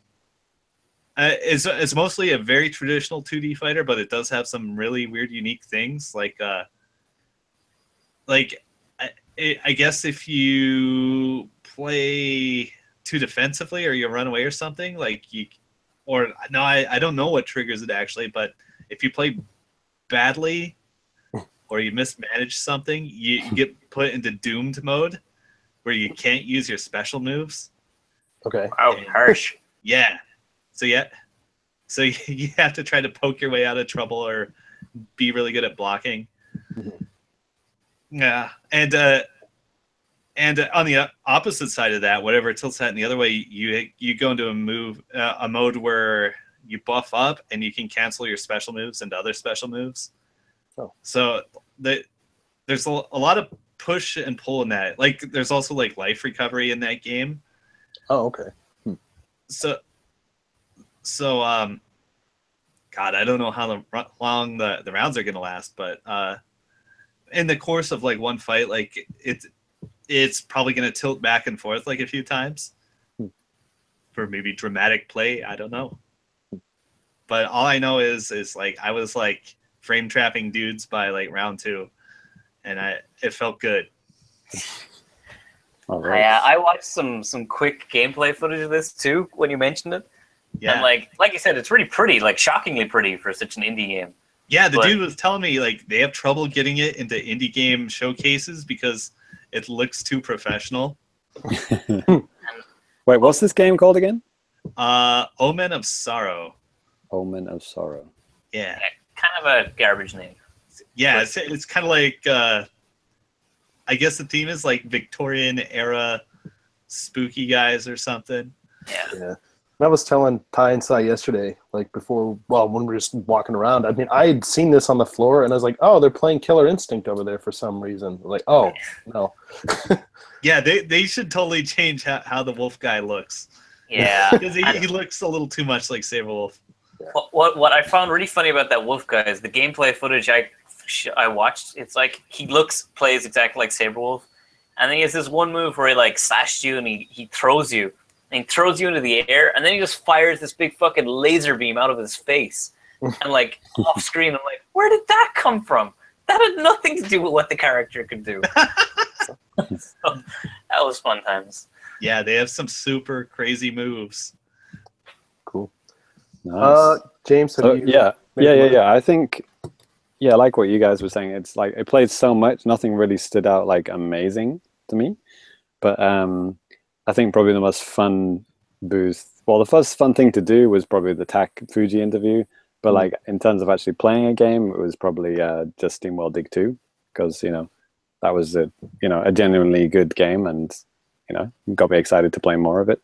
But I had probably like the best multiplayer game I played was the Cluster Puck. Even though it's such a simple basic game with almost zero graphics, it was a lot of fun, and it was nice to be able to play with other guys and kind of simulate that party thing there on the booth. That was pretty cool. Cool. So yeah. All right. But, Danny, have you forgotten to talk about one game? I did. You told me about some fucking sushi game or something. Oh my fucking god. What's it called? Okay, 2 minutes. Ty actually knows about this game too. Do I? Ace of Seafood. Oh hell yeah! Was a game that I came across. It's coming out on PS4 and Switch here. It's a weird game where you're controlling a fish or some kind of aquatic creature that can shoot lasers out of its mouth. Oh man, I watched a video of wolf that could do that. What's that? They should do a crossover with that Omen of Sorrow. Yeah, that wolf and that fish should get along great. Yes. Right? Ty, I believe this has been referred to as a fish person shooter. FPS, I like it. Yeah. I don't know. I was playing like in handheld mode on Switch, and I don't know. I was like clipping through the ground, and like I don't know. It was just really kind of confusing. And then I just kind of sat it down after like 2 minutes and was like, okay, thanks a lot, and just kind of walked away. But was it like Seaman or something? No. I mean, no. Seaman's like you're raising. No, but does it look like that? It's not a human fish. It's like a proper fish. It's more like, I don't know, like a dogfight shooter, except it's underwater with sea creatures. Nice. Like Star Fox Turbo. Yeah, basically. Yeah. I mean, I got my shit tore up by some like bigger fish, and my little fish was all bloody and stuff. And I was like, okay. There's always a bigger fish. Yeah. Yeah.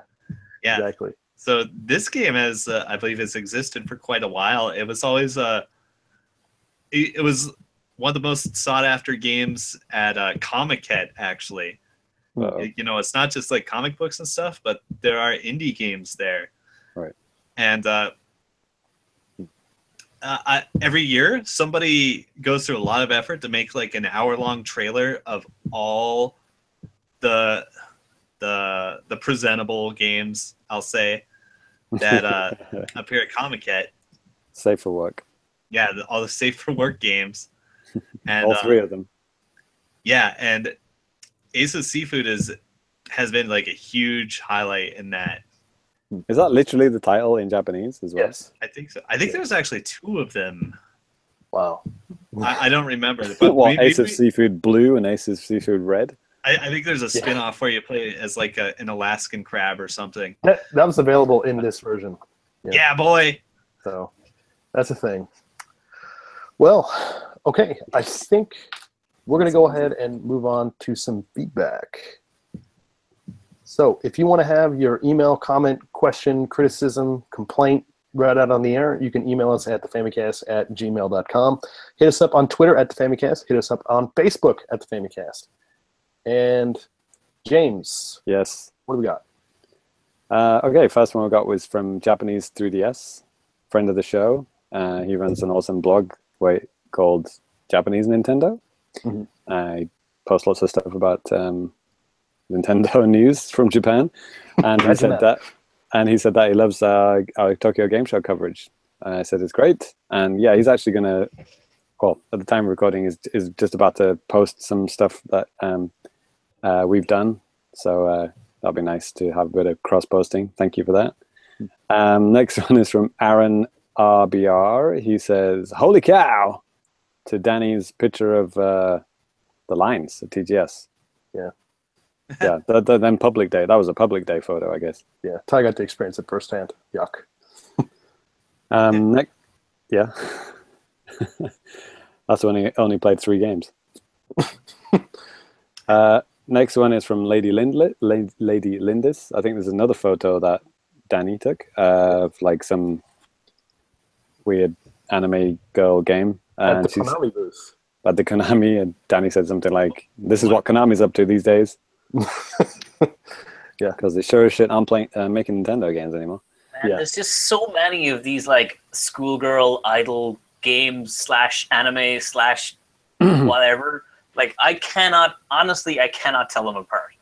Actually, now I just recognize where this photo is. This is opposite the Sky High booth. Because when I was trying to do an interview with the localizer guy Chris, like this fucking booth just exploded with music like every fucking 2 minutes. Oh, this was not that one, James. I also posted a picture of that one. This is a different one. Oh, was it? Okay. It's relatively close. But anyway, Lady Linda's asked, is this some kind of Tokimeki Memorial rhythm game? Question mark, Danny? And said, I think yes. I responded, sure. No one knows / cares. Oh, I care. No. Hear me out. Tokimeki Memorial, right? It's I guess it's a dating sim going back to the PS1 days or later or earlier, and they had one where you would play DDR in game. Wow! And I have a copy of that somewhere, so I'm gonna throw that out that this wouldn't be the first time. Yeah, and to answer this is Tokimeki. It's called Tokimeki Idol. It is a music game for smartphones where you live in a dorm with 15 girls who are all aspiring to be idols, and you help them achieve their dreams. There it is. Oh boy, another fucking idol master wannabe. Yeah. Well done, Konami. Good job. Here I am, the idol game purist.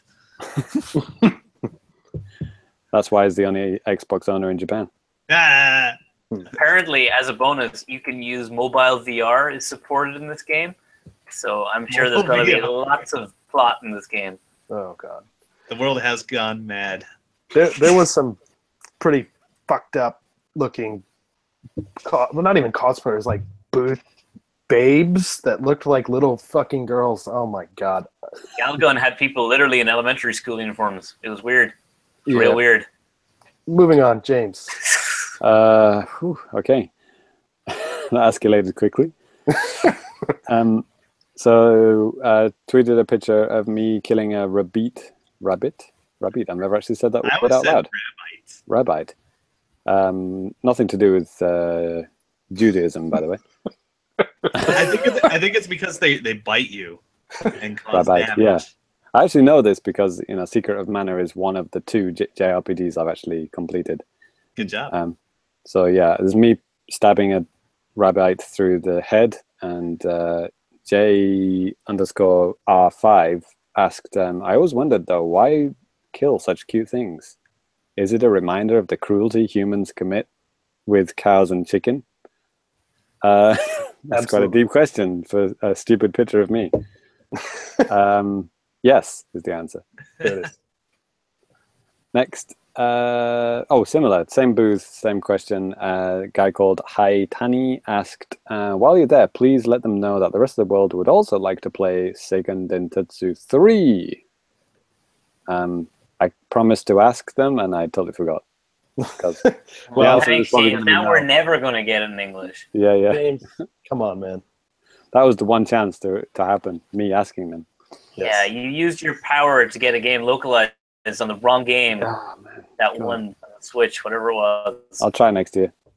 Mm-hmm. Next one is from our good friend J Dubs, ALT Insider. He says, some good luck in booth babes this year. That was a picture of me playing Steamworld Dig.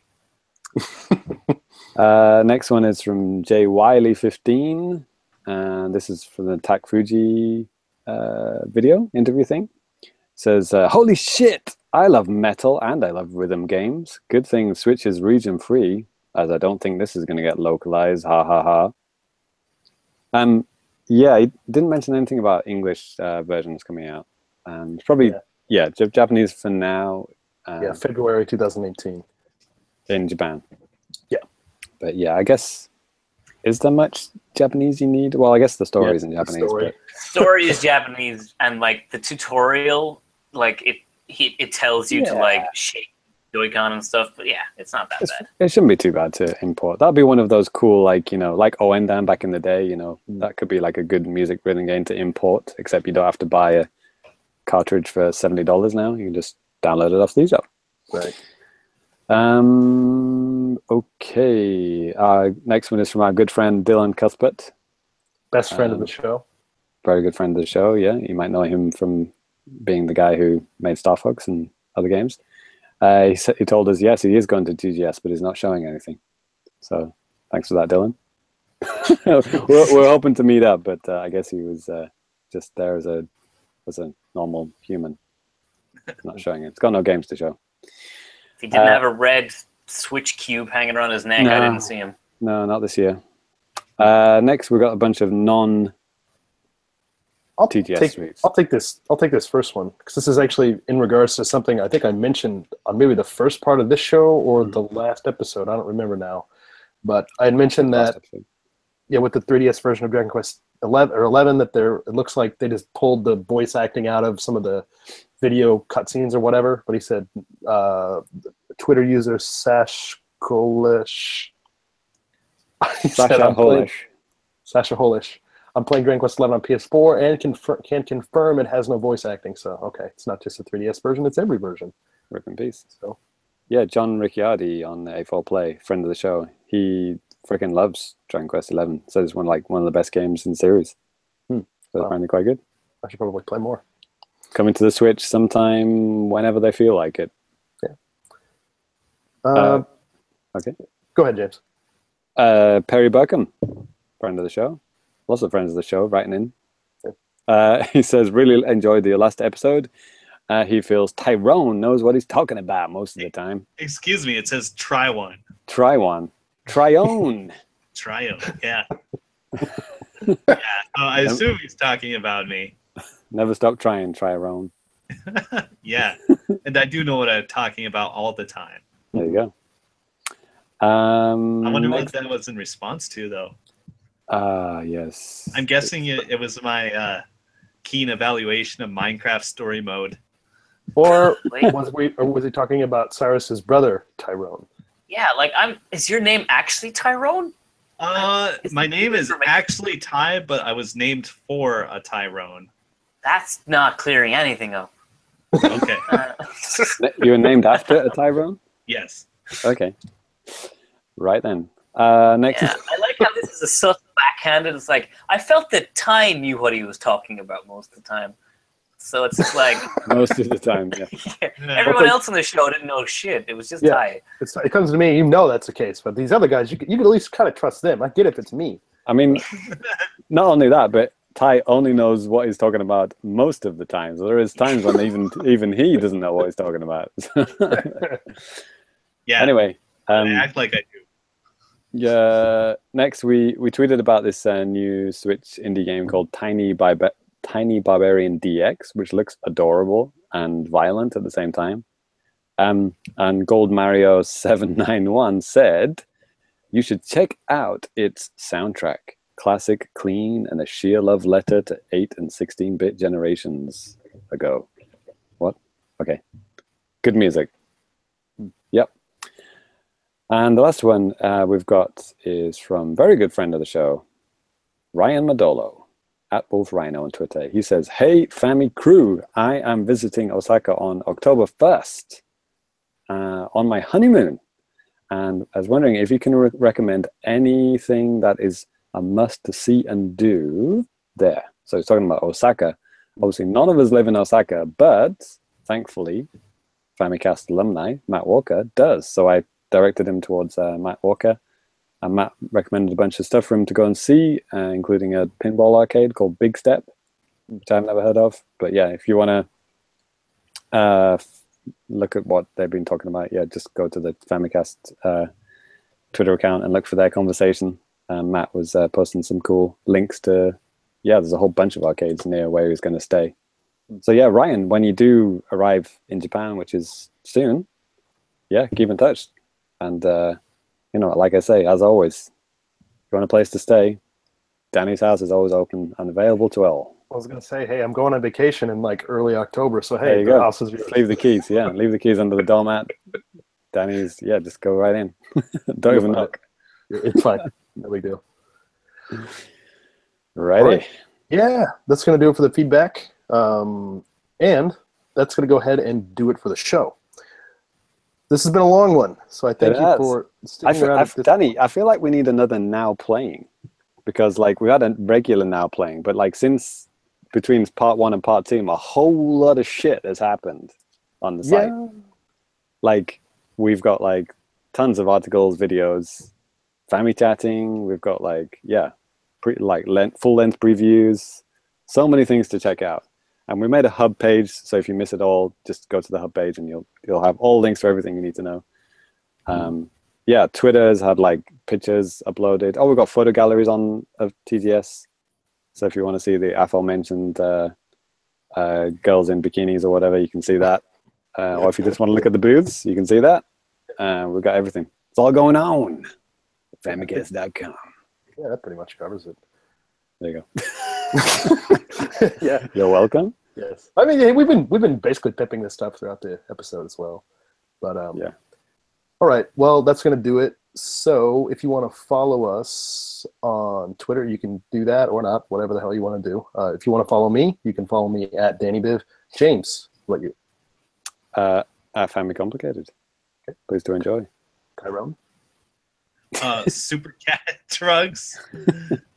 Once again, that's Super Cat Drugs. I think I changed my description recently to be Japan's most trusted source of video game news and 9/11 jokes.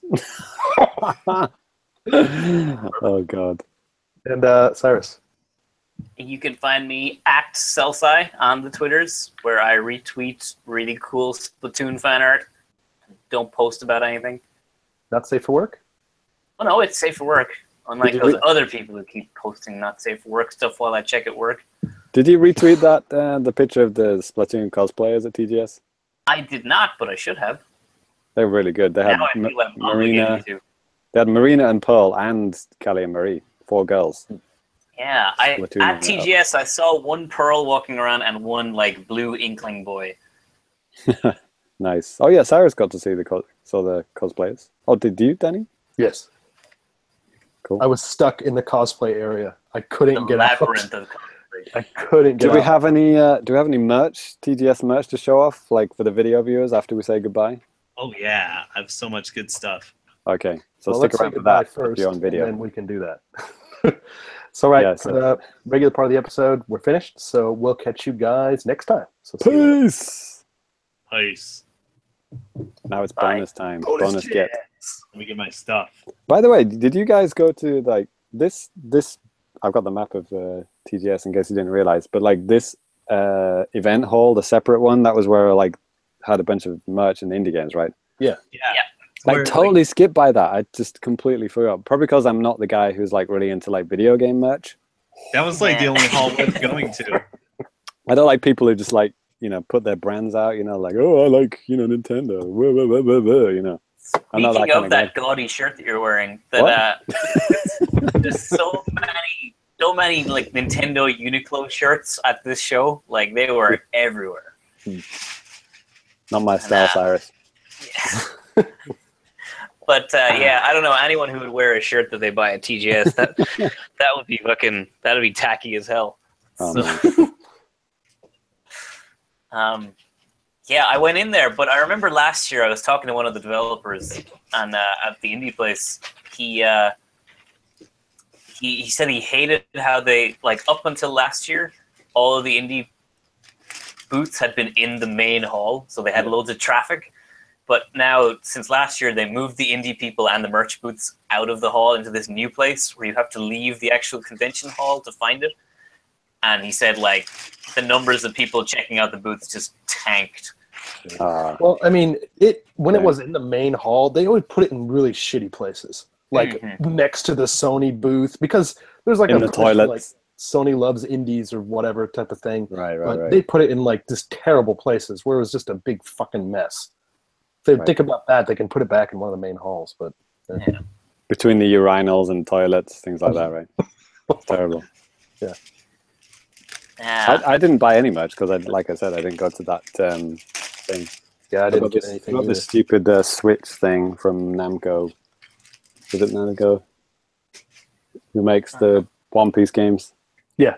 Or Koei or whatever, whoever it is. Bandai. Yeah, whatever. I went for the merch. I didn't see anything I really wanted, and I didn't really want to spend too much money, so I just skipped it. But I did get this cool Sonic Forces sticker thing on my sleeve for joining the resistance by playing the demo. Join the resistance? Like what? The resistance against playing shitty Sonic games? Against fighting all of these guys, which you can see on my cool Sonic Forces clear file. So you're gonna take that into school tomorrow, aren't you? Look, check it out, guys. Hell yeah, I'm gonna be the talk of the town. Just crickets and hopefully we'll see. Just close the window so any crickets don't jump in the classroom. Yeah. If I had my regular mic, you would hear an absurd amount of crickets outside my window right now. Same here. Ty, what do you got, man? Hell yeah, let's go. Let's start with this Double Dragon shirt I got. Is this safe for work or not safe for work, this section? Safe. You see that? Wow. Yeah. Yeah. Double dragon. Double the amount of dragons. Yes. 2 of them. The twins. Let's see what else I got here. These are pretty hot. I got the whole set of Street Fighter 2 ink stamps. Oh my god. Is it? Wow. What do So they say? You do like they say dab them in ink?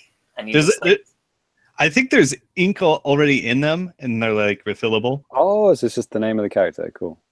Yeah, it's like the sprite and the character. You should use that for your official stamp at the bank.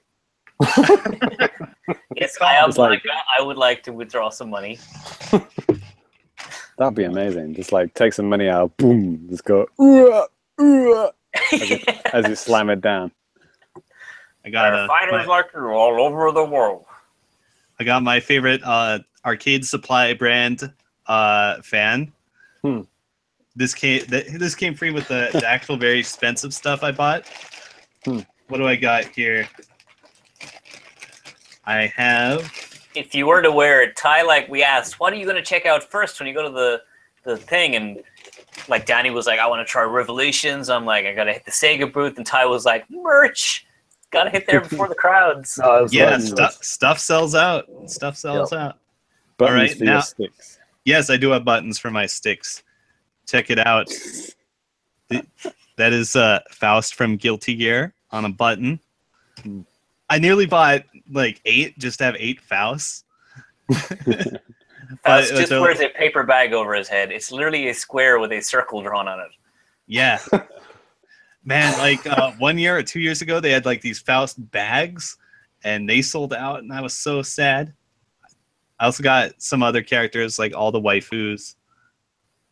Let me. Can you see that? There you go. There we go. It's easy, is it? Yeah. Did you get actually anything other than buttons for your control sticks? Yeah, I got a ball top for my stick. Okay, let me rephrase that. Did you get anything not related to fight sticks whatsoever? What? Not. No. Hell, I gave him a bag of that's buttons for a stick if he wanted them. That's the end of the video segment. Yeah, let's see. Did it? No, that's it. Jesus. All right. Well, for the video viewers that stuck around this long, thanks for sticking around, and we'll catch you guys next time. Peace out. Peace.